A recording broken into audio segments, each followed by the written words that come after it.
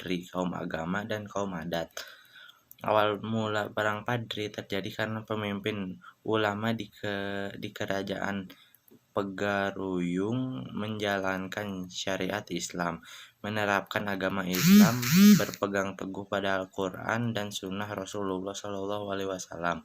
Namun, ajaran agama ini ditentang oleh kelompok penghulu kaum adat. Penentang ini membuat perang di Sumatera Barat. Bahkan, Belanda ikut campur urusan Perang Padri. Masuknya Belanda ke Indonesia. Perang terjadi periode 1821-1825 ketika kaum Bandri melakukan perlawanan di Minangkabau. Masa kedua 1825-1830 perang mulai mereda, tetapi Belanda melakukan siasat dan perjanjian dengan kaum Bandri. Sementara itu, kaum adat semakin terdesak karena perjanjian kaum Bandri dengan Belanda. Kaum adat akhirnya meminta bantuan pada Belanda untuk menyerang kaum Bandri. Masa ketika perang Bandri 1830 sampai 1838. Kemudian perlawanan kaum Bandri bertambah tahun 1833. Akhirnya kaum adat dan kaum Padri bersatu untuk melawan Belanda. Akibat perjanjian dengan Belanda, kaum adat menyadari kerugian dan dampak masyarakat Minangkabau.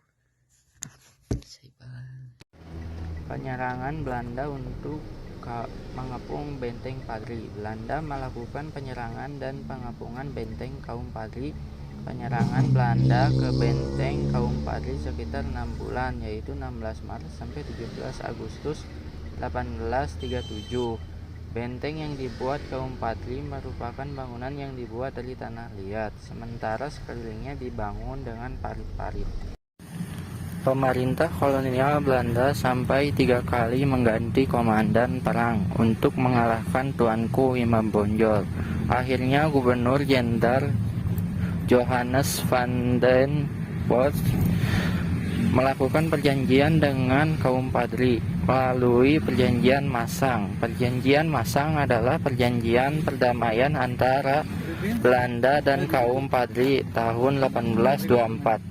Namun perjanjian tersebut dilanggar oleh Belanda sendiri. Menyerahnya Tuanku Imam Bonjol. Belanda kemudian menguasai benteng yang dibuat oleh kaum Padri pada 16 Agustus 1837. Akhirnya Tuanku Imam Bonjol menyerah pada bulan Oktober 1837. Tuanku Imam Bonjol kemudian ditangkap dan dibuang ke Cianjur, Jawa Barat. Kemudian Tuanku Imam Bonjol dipindahkan ke Ambon sampai ke Lota, Minahasa dekat Manado.